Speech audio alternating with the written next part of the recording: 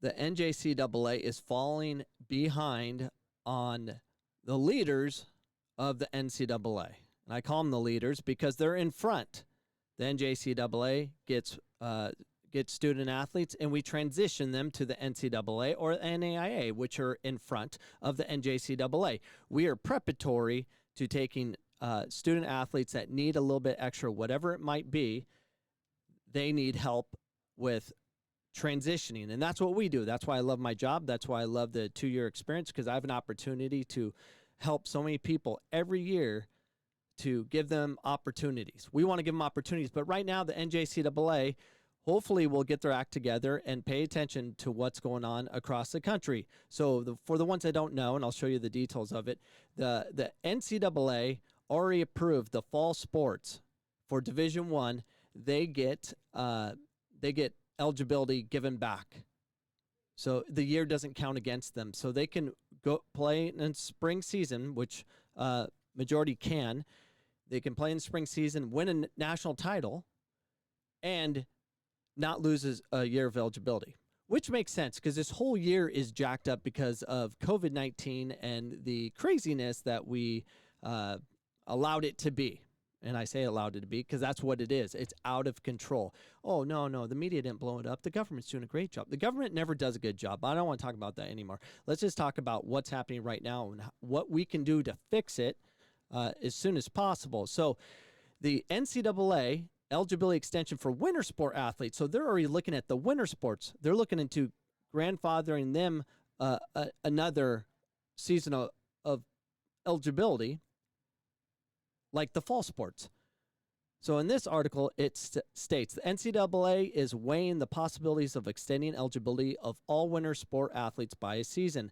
Collegiate swimming and diving coaches were told on a phone call with trade group, the CSAA, last week. At this point, no decision has been made. Rather, it's a conversation that the NCAA is having given the disruption to the second season causing an ongoing pandemic. So that's what's going on with that. They're already looking at the winter. The fall they dealt with. So let's read what they did for the fall real quick. So in the fall, and I'll read, as the NCAA Division I Board of Directors announced on Friday, and this is dating back August 22nd, that it was working towards holding its fall championships in the spring. The organization also announced that they would stretch protections for student athletes even further. The protections come amid growing uncertainty for the fall season of the NCAA amid the ongoing coronavirus pandemic. The NCAA Division I Council voted on Wednesday to move fall championships until spring. The Friday vote by the Board of Directors made that official. After the Division I Council recommended that the student athletes from fall sports be given another year of eligibility regardless of whether or not they play in the 2020-21 season, the Board of Directors approved that those scholarships for those student athletes who take advantage should not count against term limits or team limits. That's what I'm talking about. That's what the NJCAA needs to do. Now, I've contacted the NCAA already, asking the question, what if the 2-year system, the NJCAA, plays games in the spring? And I'm just talking soccer. So if they play, our fall season was obviously canceled. It transitioned to the spring and got shrunk and were minimized completely. If it got moved, if they play games there, if they transfer on to Division I, which majority of my athletes do, if they transfer to Division I, do they lose eligibility? Or are they under the same guidance of Division I? And this is what I got back from the NCAA. It says, and I won't say who sent it, but she responded, for JUCO and NAIA, it depends on if they grant the year back. The extension of the 6-year clock is not applicable. For Division II and Division III also goes back to how their language is written, and if they also grant the COVID waiver. If they apply to extension of the 6-year clock, that will be honored. So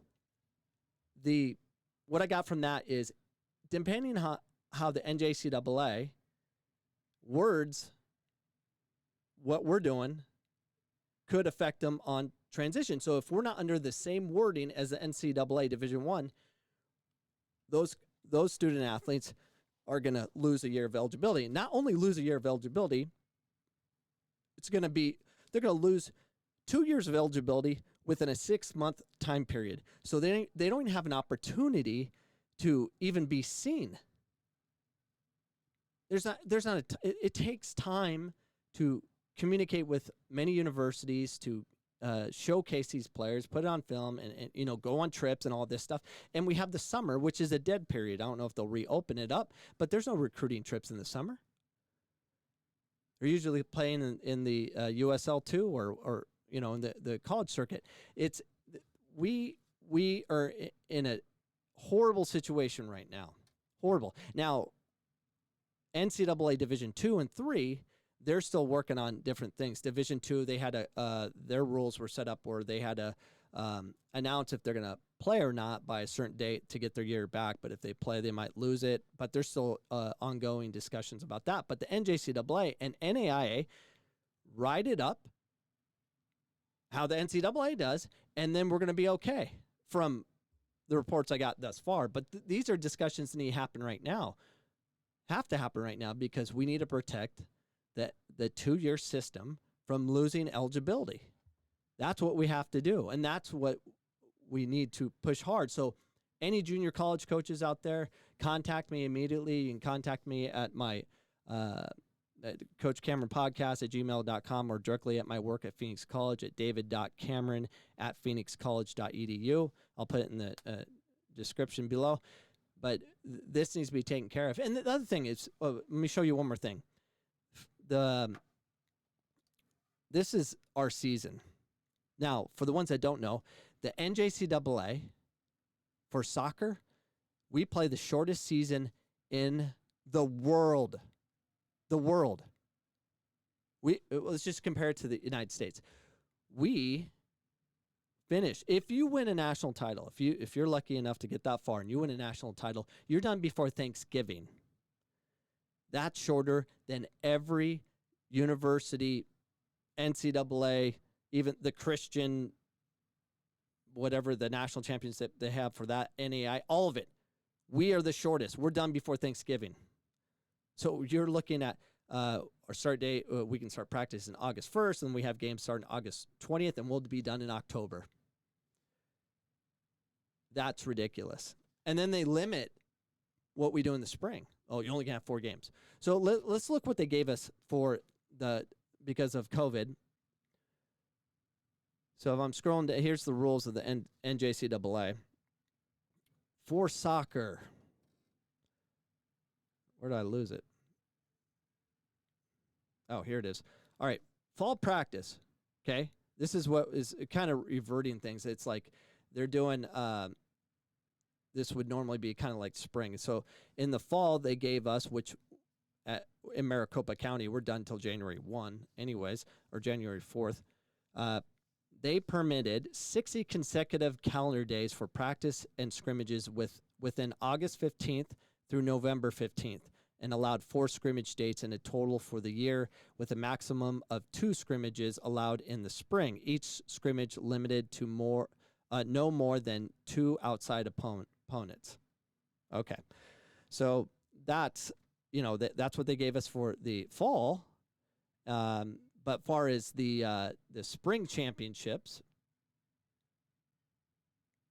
reading on that, practice will be permitted starting March 15th.